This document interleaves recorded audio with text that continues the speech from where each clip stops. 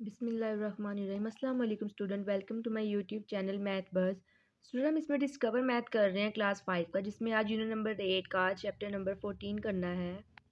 Chapter number 14 की exercise 14.2 करनी है, जिसमें आज हम एरियाज़ के बारे में पढ़ेंगे। एरियाज़ की डेफिनेशन है the amount of surface closed by a figure is called its area. कि किसी भी फिगर की जो सरफेस को जो होती है ना सरफेस, उसकी अमाउंट को हम कहते हैं उसका एरिया। सिंपल वर्ड्स में आपने जो भी आपके पास शेप होती है, रेक्टेंगल है, स्क्वायर है, तो उसकी लेंथ्स को आपस में मल्टीप्लाई करने से जो फाइंड हो जाता है वो उसका एरिया होता है।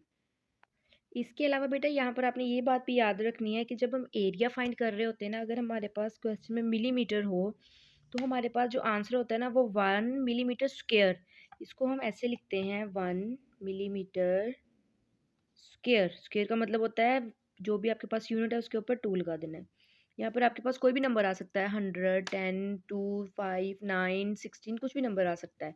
और अगर आपके पास यूनिट जो है वो सेंटीमीटर यूज़ हो रहा हो, तो आपने यहाँ पर 1 सेंटीमीटर फिर स्क्वायर, ठीक है। ये यहाँ पर वर्ड्स में लिखा हुआ है, लेकिन वर्ड्स में लिखने से नहीं, आपने इसको ऐसे याद रखना है कि ये इसके ऊपर स्क्वायर होता है फिर।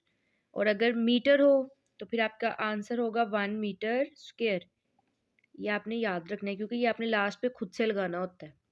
जैसे बेटा इसके पेरीमीटर का फार्मूला है एक स्टैंडर्ड फॉर्म में, इसी तरह यहाँ पर इनके एरियाज़ का भी फार्मूला है। एरिया ऑफ रेक्टेंगल होता है लेंथ मल्टीप्लाई बाय ब्रेथ, और एरिया ऑफ स्क्वायर होता है साइड मल्टीप्लाई बाय साइड। ठीक है, ये आपने याद करने हैं। इसका बेटा क्वेश्चन नंबर 1 स्टार्ट करते हैं। Find the area of each of the following figure by counting squares. आपसे कहा हुआ है कि आपने इन जो शेप है इनका आपने एरिया फाइंड करना है। Each square has a area of 1 centimetre square. अब आपको यहाँ पर वैल्यू कोई भी नहीं दी हुई, कोई वैल्यू होगी तभी तो आप उसको मल्टीप्लाई करोगे।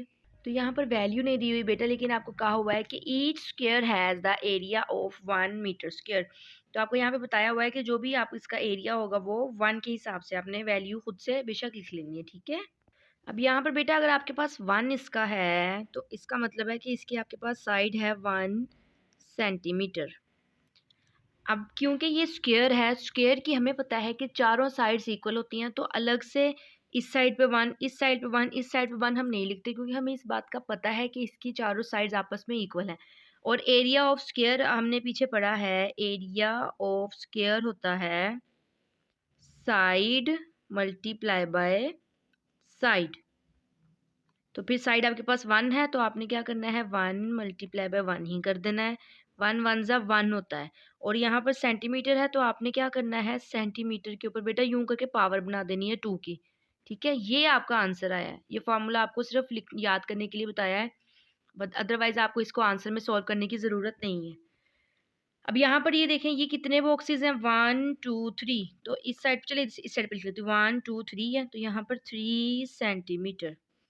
अब यहाँ पर क्योंकि ये भी स्क्वायर है, तो फिर अब आपने क्या करना है, 3 को, जैसे यहाँ पर 1 को 1 से मल्टीप्लाई कर दिया था, साइड आपके पास जो आती है साइड को साइड से multiply, 3 multiply by 3 is equal to 9। और सेंटीमीटर है, तो बेटा यहाँ पर आपके पास आ जाएगा सेंटीमीटर स्क्वायर। ये इसका आंसर है। अब ये वैसे स्क्वायर नहीं है, क्योंकि इसकी एक साइड छोटी और एक साइड बड़ी है, तो ये रेक्टेंगल है। तो अब क्या करेंगे, सबसे पहले तो इसकी लेंथ और ब्रेथ फाइंड कर लेते हैं। यहाँ पर देखिए 1 2 3 4, इस साइड पे 4 है, तो 4 सेंटीमीटर लिख देना है आपने। और 1 2 3, इस साइड पर 3 है, तो यहाँ पर 3 सेंटीमीटर लिख देना है। अच्छा, यहाँ पर 4 है, तो बेटा 1 2 3 4, यहाँ पर भी 4 होता है। रेक्टेंगल में यही होता है ना कि 2 साइड्स आपस में इक्वल होती हैं। इस साइड पे 4 है, तो वहाँ भी 4 है। इस साइड पे 3 है, तो यहाँ भी डेफिनेटली 3 होगा, 1 2 3। तो इसलिए हम चारों साइड पे नहीं लिखते, क्या करते हैं, एक साइड इस तरफ से ले लेते हैं और एक साइड इस तरफ से। अब एरिया ऑफ रेक्टेंगल क्या था, लेंथ को मल्टीप्लाई करना है ब्रेथ के साथ। तो यहाँ पर आप क्या करोगे, 4 को मल्टीप्लाई कर दोगे ब्रेथ के साथ। 4 3 आर 12, ये हो गया 12। और यहाँ पर सेंटीमीटर है, तो बेटा सेंटीमीटर के ऊपर पावर 2 लगा देनी है, सेंटीमीटर स्क्वायर। ये इसका आंसर हो गया। अब नेक्स्ट डायग्राम, ये डेफिनेटली साफ पता चल रहा है कि ये जो है रेक्टेंगल ही है। अब पहले क्या करेंगे, इस साइड से, अच्छा बेशक इस साइड से लिख लें या इस साइड से लिख लें, वो कोई मसला नहीं है। 1 2 3 4, इस साइड पे 4 है, तो यहाँ 4 सेंटीमीटर आप लिख दोगे। और इस साइड पे 1 2, यहाँ 2 है, तो यहाँ 2 सेंटीमीटर आपने लिख देना है। अब 4 को 2 से इसी तरह जैसे यहाँ मल्टीप्लाई किया, 4 multiply by 2 is equal to 8 centimetre है तो ये हो गया सेंटीमीटर स्क्वायर। ये इसका पहले क्वेश्चन का आंसर आ गया। बेटा इसका क्वेश्चन नंबर 2 सॉल्व करने से पहले आपको अच्छे से एरियाज ना सॉल्व करने आने चाहिए। तो पहले मैं क्वेश्चन नंबर 3 करवा रही हूँ, फिर हम क्वेश्चन नंबर 2 कर लेंगे, ठीक है। क्वेश्चन नंबर 3 में कहा calculate the area of the following figure, कि अब आपने इनके एरियाज फाइंड करने हैं। यहाँ पर आपको मेंशन की हुई है लेंथ और ब्रेथ। पहले वाले क्वेश्चन में नहीं ना मेंशन थी, लेकिन इसमें मेंशन है। लेंथ और ब्रेथ यहाँ लिखी हुई है। तो ये रेक्टेंगल है, रेक्टेंगल का एरिया होता है L multiply by B, length multiply by breath. Area के लिए मैं यहाँ पर A यूज़ कर रही हूँ क्योंकि इतनी जगह नहीं है, लेकिन अगर आप लिखोगे ना आंसर सोल्व करने के लिए तो बेटा आपने पूरे स्पेलिंग लिख लेने हैं। अब यहाँ पर आपके पास लेंथ है 5 मल्टीप्लाई बाय ब्रेथ आपके पास 2 है। 5 2s are 10, यहाँ 10 आ गया, 1 नज़र आ रहा है, चलें ऐसे कर देती हूँ 1। और क्योंकि ये क्वेश्चन सेंटीमीटर में है तो आपने फिर सेंटीमीटर यहाँ पर इसके ऊपर स्क्वायर लगा देना है। ये इसका आंसर आ गया। जस्ट सिंपल मल्टीप्लाई करते जाना है और आंसर निकालते जाना है। अब आपके पास ये स्क्वायर है, स्क्वायर में इस साइड पे भी 3 है, इस साइड पे भी 3 होता है, यहाँ भी 3, यहाँ भी 3। तो फिर अब आपने एरिया फाइंड करना है, क्योंकि एरिया होता है स्क्वायर का साइड। ये एस में लिख रही हूँ, एस मल्टीप्लाई बाय एस। तो 3 को 3 से मल्टीप्लाई कर देंगे, 3 मल्टीप्लाई बाय 3 9। ये सेंटीमीटर है तो बेटा यहाँ पर सेंटीमीटर आपके पास स्क्वायर इसका आंसर आ जाएगा। अच्छा, स्क्वायर में ज़रूरी नहीं है कि इसकी दोनों साइड पर ही आपको वैल्यू लिखी हुई हो। अगर लिखी है तो ठीक है, लेकिन अगर ना भी लिखी हुई हो तो आपने ये याद रखना है कि अगर यहाँ पर ये 3 ना लिखा हुआ होता तो हमने जब इसका एरिया फाइंड करना था तो 3 को 3 से मल्टीप्लाई कर देना है। अगर यहाँ 4 है, यहाँ पे कुछ भी नहीं लिखा हुआ, तो हमने 4 को 4 से मल्टीप्लाई, 5 है तो 5 को 5 से मल्टीप्लाई। फिर आपने ये बात याद रखनी है, ठीक है बेटा। अब नेक्स्ट क्वेश्चन है, रेक्टेंगल है, 4 को 3 से मल्टीप्लाई कर देंगे, ए लिख देती हूँ, area is equal to L multiply by B। तो 3 को 4 से मल्टीप्लाई किया, 3 मल्टीप्लाई बाय 4 आ गया आपके पास 12। क्वेश्चन दोनों में सेंटीमीटर है तो आप क्या करोगे, सेंटीमीटर इसके ऊपर स्क्वायर लिख दोगे, ठीक है। ये इसका हो गया आंसर। अब ये आपके पास यहाँ पर ये स्क्वायर बना हुआ है, इस साइड पे भी 4 है, इस साइड पे भी 4 है, तो इसका भी एरिया क्या करेंगे, area is equal to S multiply by S। 4 multiply by 4, 4 4 ज़र होता है 16, दोनों में सेंटीमीटर है तो यहाँ पर आपके पास आ जाएगा सेंटीमीटर स्क्वायर, ठीक है। अब नेक्स्ट क्वेश्चन, ये रेक्टेंगल बनी हुई है, 7 और 2 है, तो एरिया क्या होगा, area is equal to L multiply by B। 7 multiply by 2 is equal to 14। यहाँ भी सेंटीमीटर है, यहाँ भी सेंटीमीटर है, तो आपका आंसर आ गया सेंटीमीटर स्क्वायर। अब नेक्स्ट डायग्राम, ये भी रेक्टेंगल है। अब बेटा इसको लिख लेते हैं, A is equal to L multiply by B is equal to 6 multiply by 4, 6 4s are 24 centimetre square. अब आपने बेटा इनके एरियाज देख लिए हैं कि बेशक स्क्वायर हो बेशक रेक्टेंगल हो, हम उनकी लेंथ्स को आपस में मल्टीप्लाई कर देते हैं। अब क्वेश्चन नंबर 2 जो मैंने छोड़ा था उसको डिस्कस कर लेते हैं। अच्छा बेटा, इसको इसलिए छोड़ा था, यहाँ पर देखिए लेंथ आपको गिवन है, ब्रेथ गिवन नहीं है, और एरिया, हालांकि हम पीछे सब क्वेश्चंस में लेंथ और ब्रेथ को मल्टीप्लाई करके एरिया फाइंड कर रहे हैं। अब आप इन क्वेश्चंस में देखें, आपके पास एरिया गिवन है, आपने या तो कहीं लेंथ आपको मिसिंग है, कहीं आपको ब्रेथ मिसिंग है, यहाँ ब्रेथ मिसिंग है, यहाँ लेंथ मिसिंग है, तो फिर इसलिए इनको अब सॉल्व करके हम आंसर्स निकालते हैं, ठीक है। अब यहाँ पर बेटा ये देखें, आपके पास लेंथ गिवन है, ब्रेथ नहीं गिवन, मैंने वहाँ क्वेश्चन मार्क लगा दिया, और एरिया आपको गिवन है। अब सबसे पहले क्या करेंगे, एरिया ऑफ रेक्टेंगल आपने ऐसे ही लिखना है, area of rectangle is equal to L length multiply by breadth. अब एरिया ऑफ रेक्टेंगल बेटा आपको गिवन है, तो वो क्या है, 54 मीटर स्क्वायर।